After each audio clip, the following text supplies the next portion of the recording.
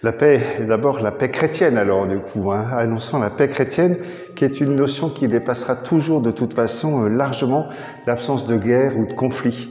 Pour nous chrétiens, la paix véritable est avant tout un don de Dieu. La paix, c'est une des saveurs d'ailleurs du fruit de l'Esprit Saint.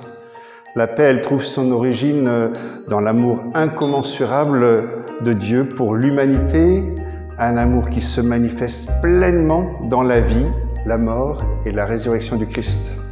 Dans l'Évangile, d'ailleurs, Jésus nous dit « Je vous laisse la paix, je vous donne ma paix ». C'est Saint Jean chapitre 14. Cette parole, il nous l'adresse à chaque Eucharistie pour nous préparer à la communion.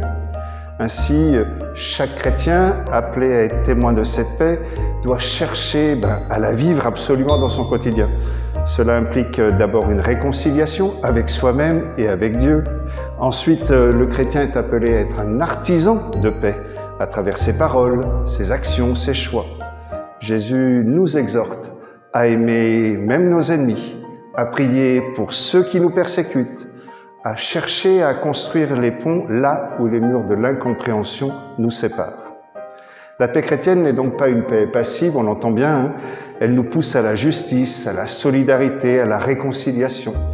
Elle nous appelle à transformer le monde par le bien et à être comme cela des instruments de paix dans un monde souvent marqué par la violence, les divisions, l'opposition, mais encore par la comparaison, la compétition malsaine, le harcèlement, la discrimination qui rabaisse, humilie, exclut, mais aussi excite l'affrontement. Alors en ce temps de préparation de Noël, rappelons-nous que le Prince de la paix est venu sur terre pour nous offrir cette paix, sa paix, l'incarner au milieu de nous, pour nous, la mettre comme cela à notre portée.